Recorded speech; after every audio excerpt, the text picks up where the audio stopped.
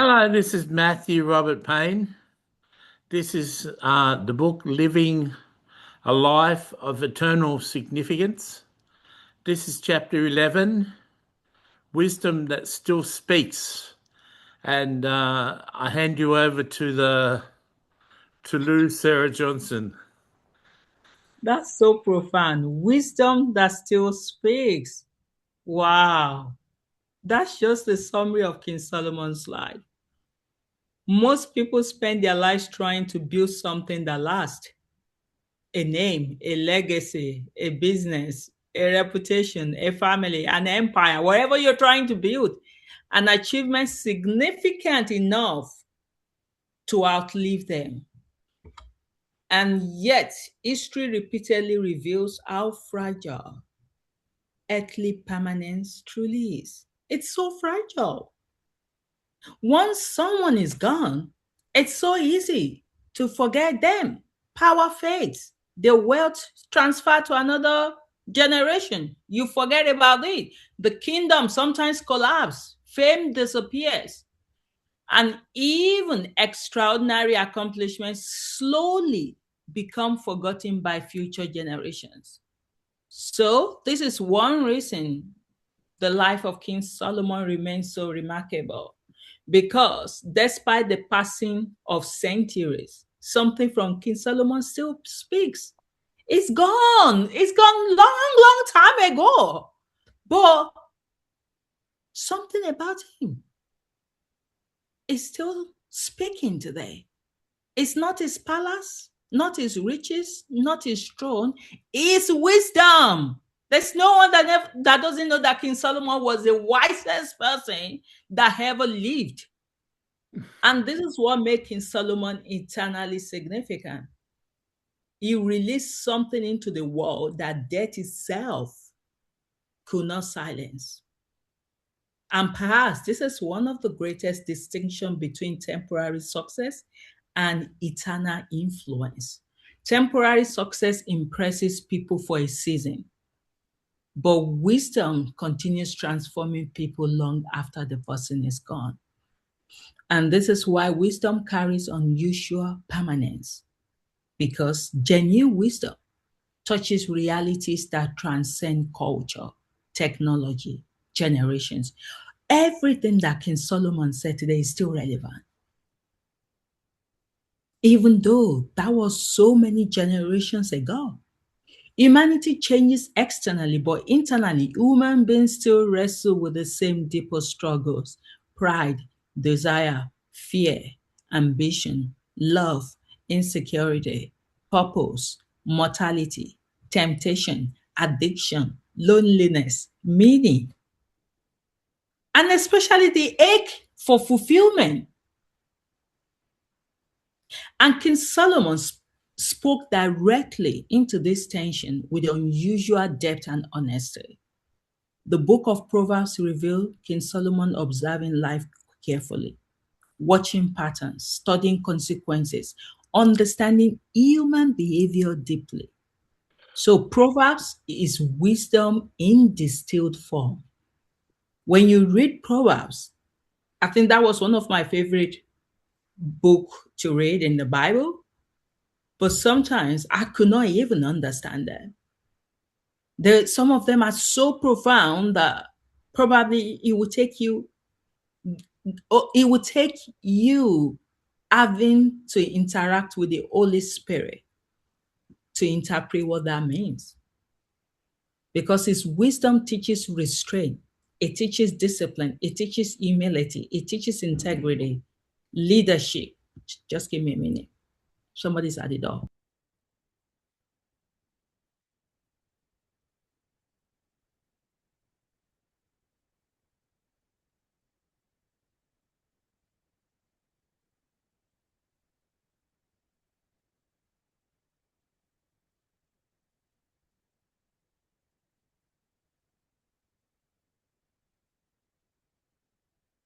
It teaches stewardship, relationships, speech, diligence, and discernment.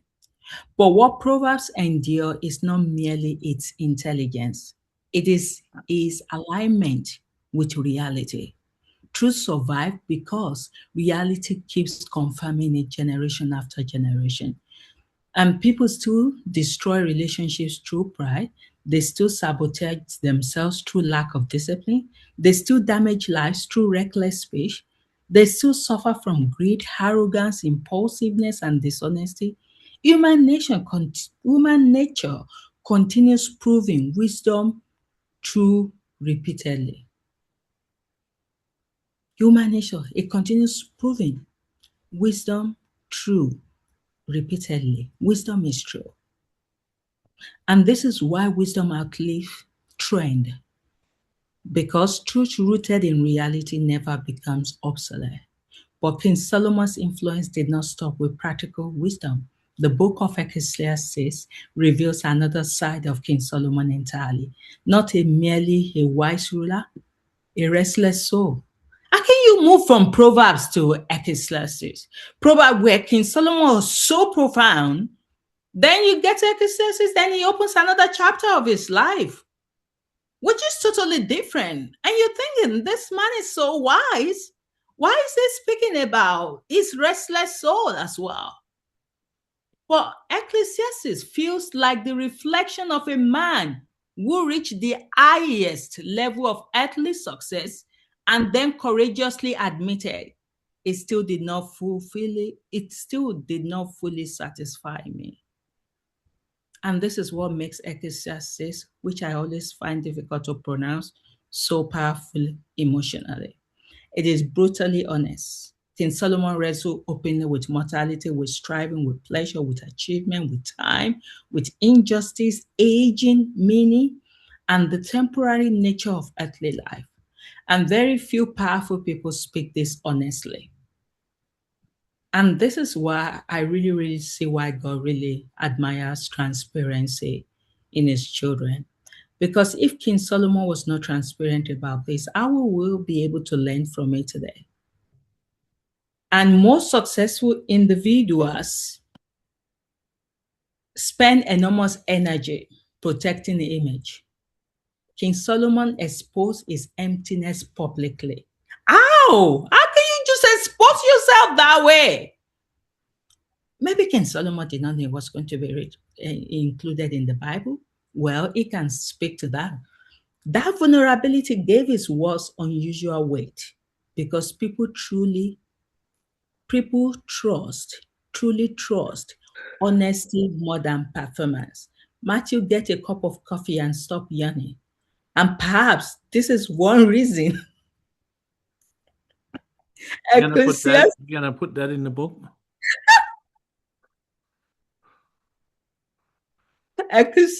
continues speaking so deeply across generations. Humanity is still asking the same question Solomon asks. Why does success fade? Why do people remain restless after achieving so much? What truly satisfies the soul? What remains when life ends? What actually matters eternally? And I think all of these things should actually encourage Matthew, because Matthew always feels that he missed out on life. He always feels that if he has been preaching like it was prophesied into his life from one stage to another, maybe more people will know about God. Maybe he will have been able to see that at least he has achieved something that is so tangible.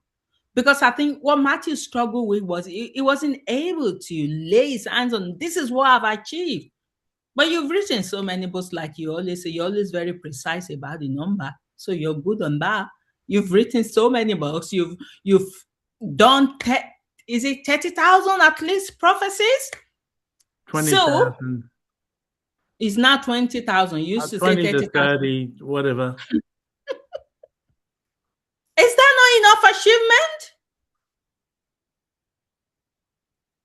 And that's just to say, Matthew, you could have all the wealth as well. You could have all the fame. You could have all the stage that you wanted to have, and you will still feel restless. I'll still write my Ecclesiastics book. Yes, you need to write your own book, Matthew. I need to see yours. It will be so interesting. I'll be looking forward to that. Yours will be after sleeping with all those women, everything is still meaningless. But did I get that right? After speaking to all those side of Yeah, after sleeping with all those prostitutes, life is still meaningless. life is still meaningless. Yes. Wow. In comparison to King Solomon time, technology has changed, the human soul has not. And King Solomon's willingness to confront these questions honestly gave his writing enduring relevance. That's why you and me can read Ecclesiastes today. It's one of the ones I loved. It. I think King Solomon wrote another one apart from Ecclesiastes and Proverbs. There's another one where he talked a lot about love. Song of Songs. Yeah, wait, like King Solomon is so weird. That one was expressing his love. It was like a husband writing a letter, a romantic letter. Almost pornographic. Exactly. How did that reach the Bible? That should tell you people that God knows is interested in every aspect of our life. Why was that included in the Bible? It's still the same only Bible that's got that in. Maybe. I don't think Christians really think very deeply. And Solomon's willingness to confront these questions honestly gave his writing endurance relevant. Then there is the Song of Songs, completely different in tone. It's poetic, it's romantic, it's emotionally alive. And this matters deeply because it reveals King Solomon was not merely intellectually wise, he understood longing, beauty, love, affection, connection, desire. His writing touched the practical, the emotional, the spiritual, and the existential dimensions of human existence. Few biblical figures explore the human condition with such depth and range. And perhaps this is why King Solomon's voice continues speaking, because his wisdom was not detached from humanity. It emerged from wrestling honestly with life itself. So this is one reason wisdom survives generation, while mere information often fades. Information fills the mind temporarily.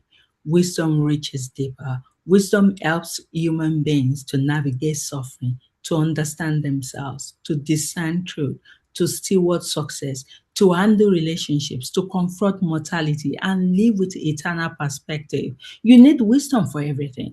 So this gives wisdom unusual permanence. And perhaps this reveals one of the deepest truths about eternal significance.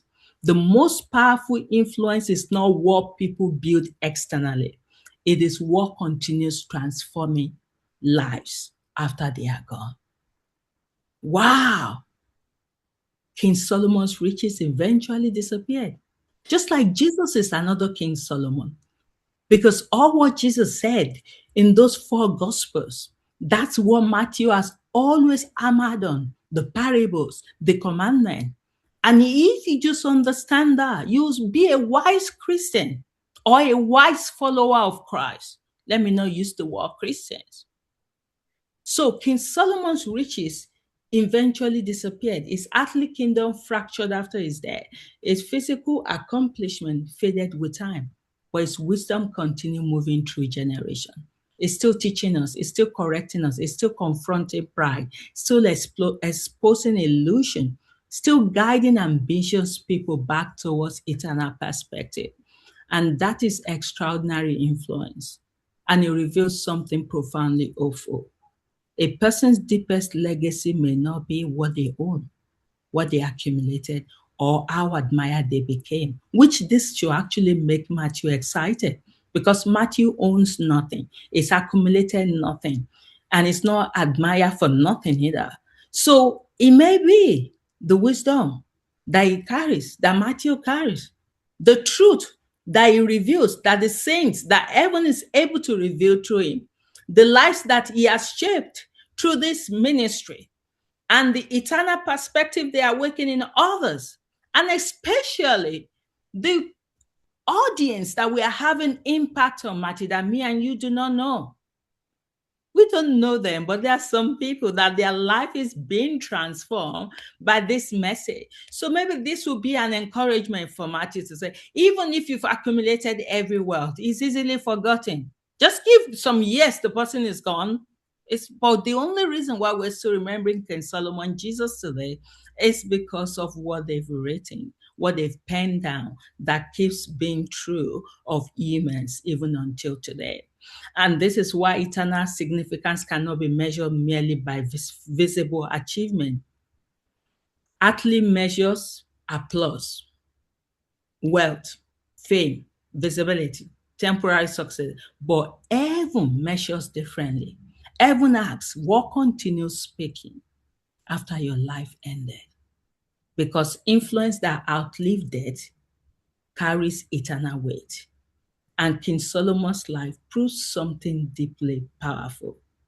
A human being can be flawed, they could be complex, they could be imperfect, they could be addicted, they could even have mental illness.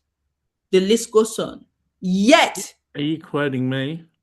yet, yet, they could even be messy and they could even love food so much.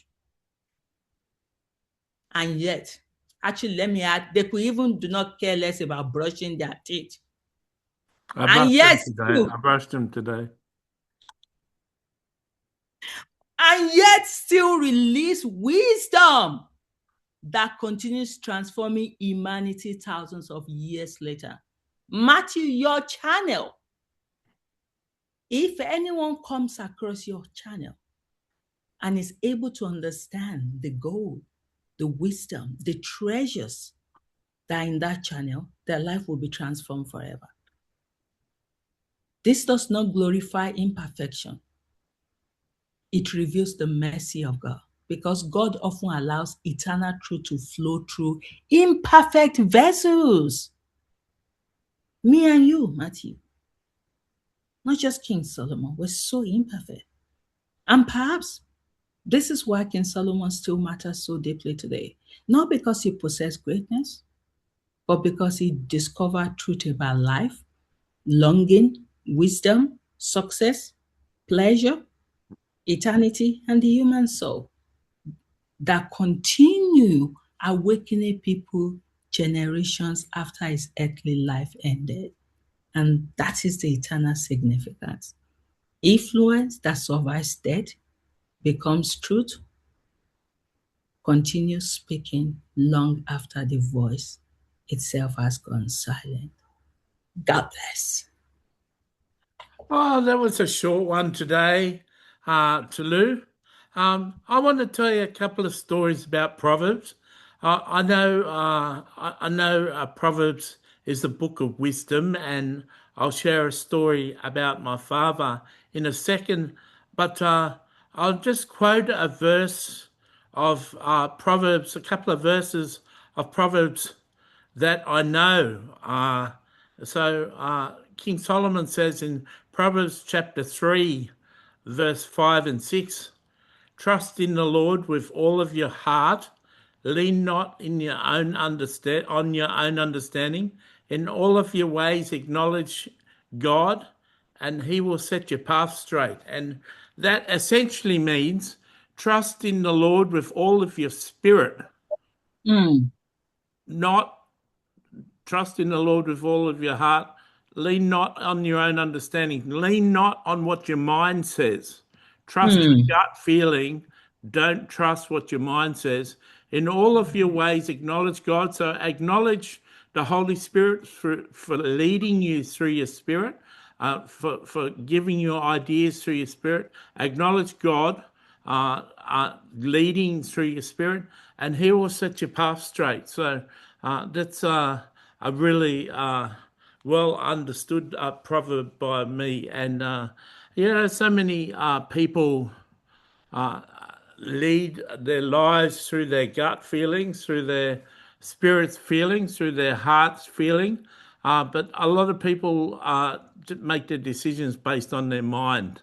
And Solomon suggested in Proverbs not to do that, to just always go with your gut feeling, always go with what your spirit is saying. So I lived with, growing up, I lived with a really abusive father, a really angry father, and he was, living with my father was like walking on eggshells. There was always something you had to look out for, not to provoke him to be angry. And I was seen by this apostle, by this teacher one time, and he seen me for counselling and told me the solution to my problem, that a friend of our family flew him over from Malaysia to help me with my problem, and it was found out that the God and the Jesus I was listening to wasn't really God and Jesus, but was a false spirit. And he told me not to listen to them anymore, and just read the Bible. But on the way out from our place, as he left the front porch of our place, my dad said hello to him, and he said, "What are you saying hello to me, Bob? You're a whitewashed tomb." And my father was shocked. He said, "You put on good airs and graces for everyone else, and you put on a good show, but inside you're full of wicked bones." And Wow. and so I'm a party to you. And my dad was upset with that, and then kept on listening to him preach. And he gave my dad an assignment to read 2 chapters of the Old Testament each day, 2 Psalms each day, 1 chapter of Proverbs each day, and 2 chapters of the New Testament each day. And my dad did that for 4 years, but within about 2 years of reading the Proverbs every day, there's about 8 or 10 Proverbs that says an angry man is a fool. No greater fool is an angry man.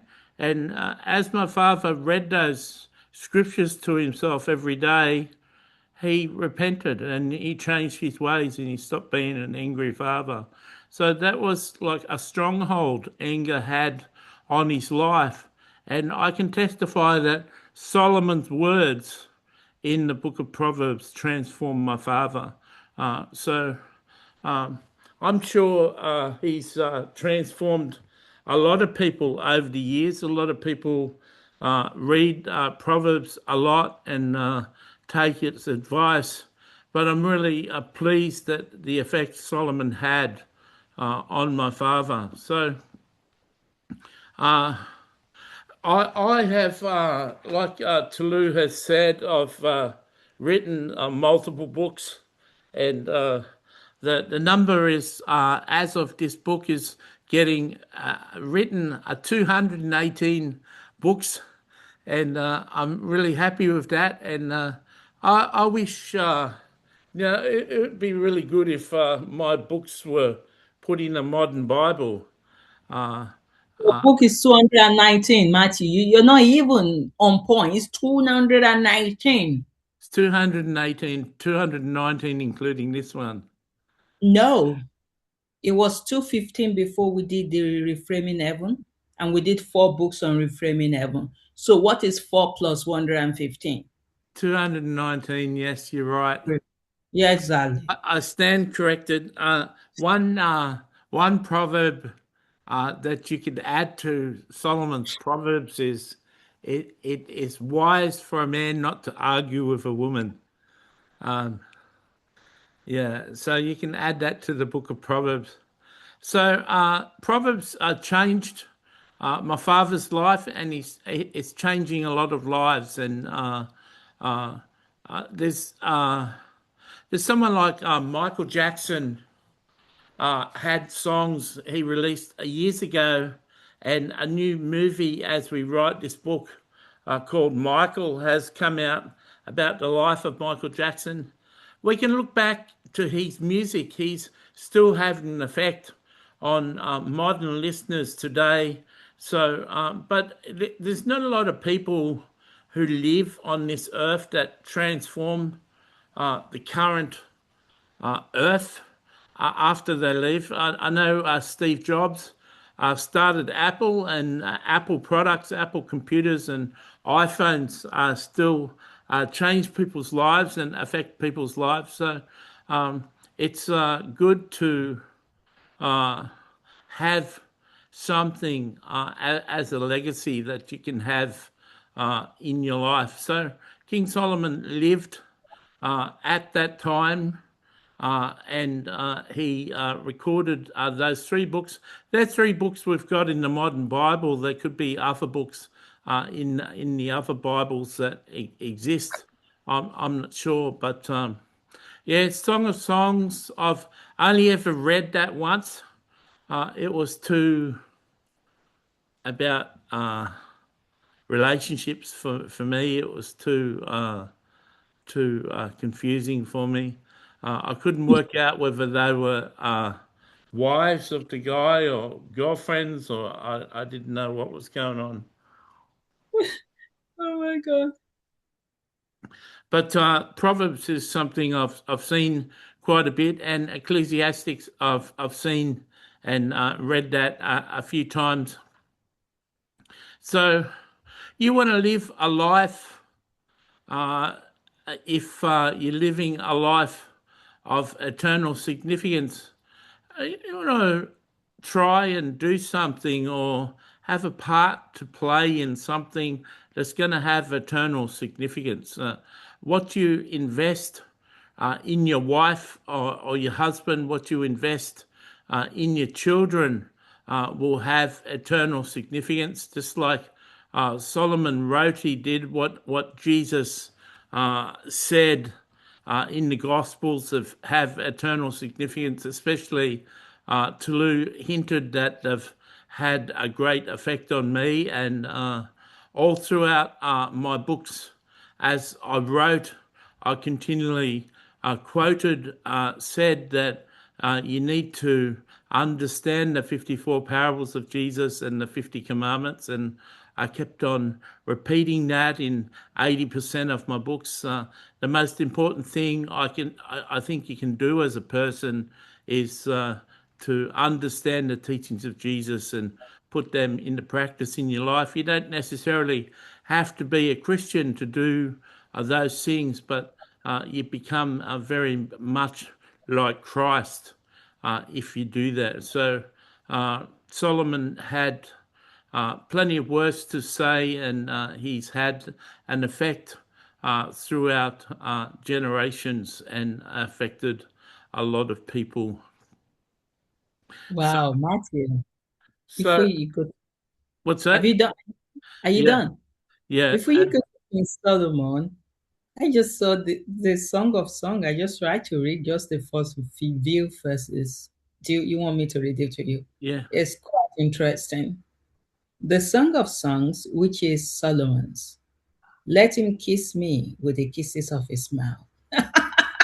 For your love is better than wine. Because of the fragrance of your good ointment, your name is ointment poured forth. Therefore, the virgins love you. Draw me away, the daughters of Jerusalem. We will run after you, the Shulamite. The king has brought me into his chambers. Oh my God, Solomon, I don't know what you're writing here. Yeah, so that's some of Song of Songs, and it's pretty risque. Uh, so, so I'll just let Solomon speak. I'm really pleased, Matthew, that my proverbs had an effect on your father. There's many themes in the book of Proverbs that can correct a person who needs correction. Certainly wrote quite a lot on angry men and the position of anger, and I'm happy that Mutu, the apostle, changed the direction of your father's life, and that certainly manifested in a great way that you were able to, for the first time in your life, become close to your father, and your mother was less harassed and lived a more peaceable life when your father got corrected. That was a radical change, and it's a real testimony to my writings. And you also have heard from readers of yours saying that your books have totally transformed their life and had a big effect on their life. You already heard from someone today who said they're so pleased that they're loved by God enough to be your personal friend and be in touch with you, and that your books have transformed their life, and that's part of putting down wisdom on paper, part of the process of making your words into a book. And this book is just one of many books that you've written. And this book, besides the Reframe Heaven series of books, is one of the new category of books where you do with Tolu in partnership. I'm very pleased to announce, to share with you that my proverbs have transformed kings and queens and Mm. dignitaries and powerful people throughout Yeah. the generations. My Bible, the Bible has been around for hundreds of years, and my writings have influenced powerful people, from powerful people to ordinary people to people who are significant in the world to people who are insignificant. And the same as Jesus' words have transformed people who are significant to the insignificant. If you actually count that there is even an insignificant person in the world. And I don't believe that people have power allotted to them and authority allotted to them. Some of us are just average people, but even Jesus said, the last shall be first. So even people with no real significance on earth may ascend to a place of significance in heaven. I especially like the feedback I get in heaven with people who are affected by my proverbs, and I certainly like the feedback I get on all of the books I wrote in heaven, and I like affecting people and seeing the effect the books have on people on earth. So I wrote books of wisdom that still speak today, and I hope that you're really blessed by everything I wrote. Amen. Wow, that's so short, King Solomon. I was enjoying that. I didn't want it to finish. Well, you can ask me a question. What was the Song of Songs all about, King Solomon? Love. Hmm. Wow. Are you still the same person in this Songs of Songs? Yes. Yes, you're still the same person. I think I will invest some time in going to your Song of Songs. Maybe I can get some tips in there. Matthew thinks Madame Guyon has got a book on Song of Songs. Wow, I wouldn't expect Madame Guyon to write book on Song of Songs. Yes. Wow, man. Well, it would be good to read. I think it's a chapter or book in the Bible that a lot of people don't read much, but we know Proverbs and Ecclesiastes really well, and then Song of Song is not known by all. But I'm tempted to go and read it. But even the first few verses I read, I don't understand what you mean there, King Solomon. Maybe I can ask you a question about that. Like Matthew says, it's like a pornographic book. Why do you think God allowed that to make it to the Bible? Well, God's a God that doesn't blush. Oh my God. Thank you, King Solomon. We It's love hard to you. make God blush. God bless everyone, and thanks for tuning in.